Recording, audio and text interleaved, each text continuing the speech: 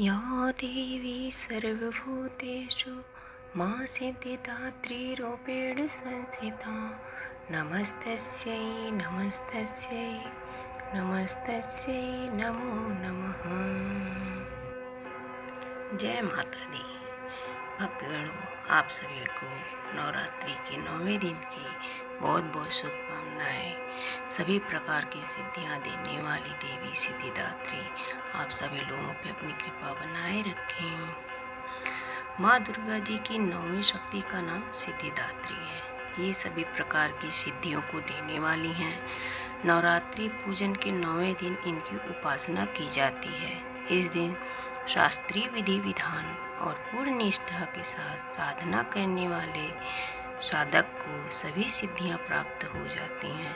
सृष्टि में कुछ भी उसके लिए अगम्य नहीं रह जाता। ब्रह्मांड पर पूर्ण विजय प्राप्त करने की सामर्थ्य उसमें आ जाती है। मार्कंडेय पुराण के अनुसार आड़िमा, महिमा, गरिमा, लघिमा, प्राप्ति, प्राकाम्य, ईशित्व और वशित्व, ये 8 सिद्धियां होती हैं। ब्रह्म वैवर्त पुराण के श्री कृष्ण जन्म खंड में यह संख्या 18 बताई गई है। इसके नाम इस प्रकार हैं: अणिमा, लघिमा, प्राप्ति, प्राकाम्य, महिमा, ईशित्व, वाशित्व, सर्वकामना वशायिता, सर्वज्ञत्व, दुर्श्रवण, परकाय प्रवेशन, वाक सिद्धि, कल्प वृक्षत्व, सृष्टि, संहार करण सामर्थ्य, अमरत्व, सर्वन्यायकत्व, भावना और सिद्धि। माँ सिद्धिदात्री भक्तों और साधकों को ये सभी सिद्धियां प्रदान करने में समर्थ हैं। देवी पुराण के अनुसार भगवान शिव ने इनकी कृपा से ही इन सिद्धियों को प्राप्त किया था।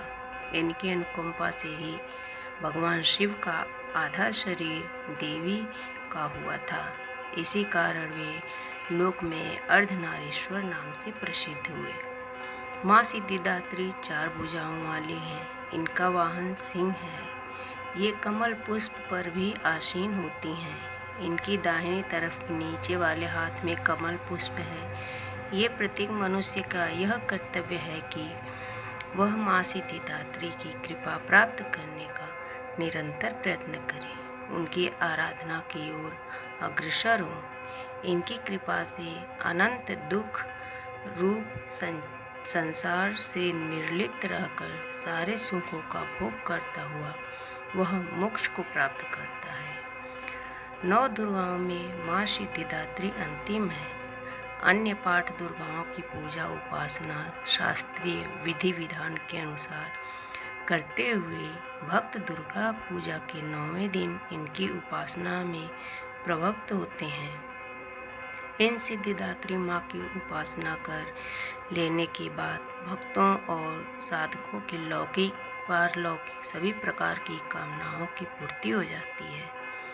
माँ सिद्धिदात्री के कृपा पात्र भक्त के भीतर कोई ऐसी कामना शेष बचती ही नहीं है जिसे वह पूर्ण करना चाहे। वह सभी सांसारिक इच्छाओं, आवश्यकताओं और स्पृहाओं से ऊपर उठकर मानसिक रूप से माँ भगवती के दिव्य लोकों में विचरण करता हुआ उनके कृपा रस पीयूष का निरंतर पान करता हुआ विषय भोग शून्य हो जाता है। माँ भगवती का परम सानिध्य ही उसका सर्वस्व हो जाता है। इस परम पद को पाने के बाद उसे अन्य किसी भी वस्तु की आवश्यकता नहीं रह जाती।